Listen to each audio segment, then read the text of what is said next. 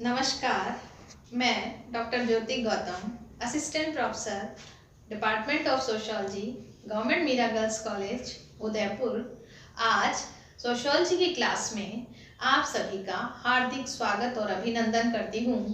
आज हम पढ़ेंगे एमए फाइनल की क्लास में 7th पेपर, जिसको हमने थोड़ा सा समझ लिया था, इसके सिलेबस के बारे में भी जान लिया था और ये जान लिया था कि भारत एक विविधता युक्त देश है। भारत में कई तरह की विविधताएं पाई जाती हैं। तो उसी क्रम में आज हम पढ़ेंगे 3 विविधताएं: सांस्कृतिक विविधता, भाषाई विविधता और संजातीय विविधता। सबसे पहले सांस्कृतिक विविधता। भारत के भौगोलिक क्षेत्र का अध्ययन करने पे हमने पाया था कि भारत को 5 भौगोलिक क्षेत्रों में बांटा गया है। उत्तर का पर्वतीय प्रदेश, गंगा सिंधु का मैदान, समुद्र तटीय प्रदेश, पठारीय प्रदेश और रेगिस्तानी प्रदेश। यहाँ विभिन्न तरह के भौगोलिक क्षेत्र होने के कारण अलग अलग तरह की फसलों का उत्पादन होता है और अलग अलग तरह के त्योहार और उत्सव मनाए जाते हैं।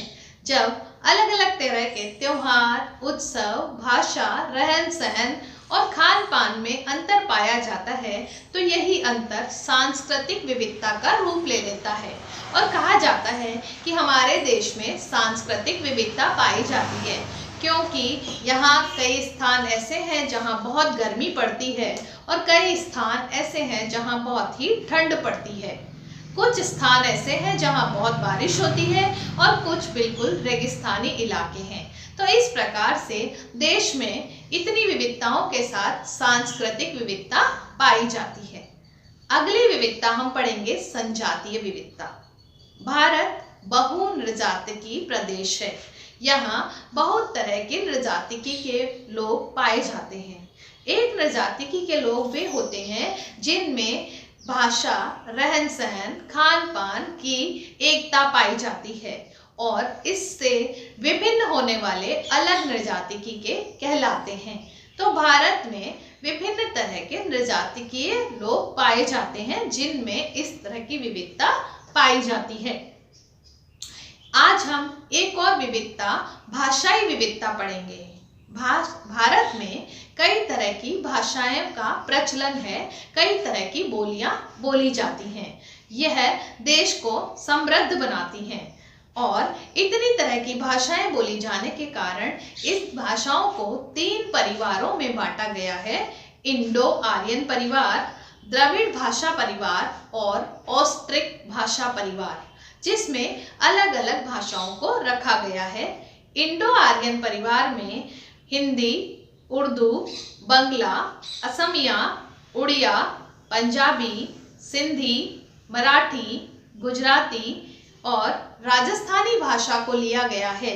इसी तरह द्रविड़ भाषा परिवार में तेलुगु, कन्नड़, तमिल, मलयालम इन भाषाओं को रखा गया है और ऑस्ट्रिक भाषा परिवार में मुंडारी, संथाली, हो, खरिया, कोरबा, कोरकू आदि भाषाओं को जोड़ा गया है। ये कहा जाता है कि भारत में 5 कोस पर पानी बदलता है और 10 कोस पर वाणी, अर्थात अलग अलग क्षेत्रों में कई तरह की क्षेत्रीय बोलियां और भाषाओं का प्रचलन है।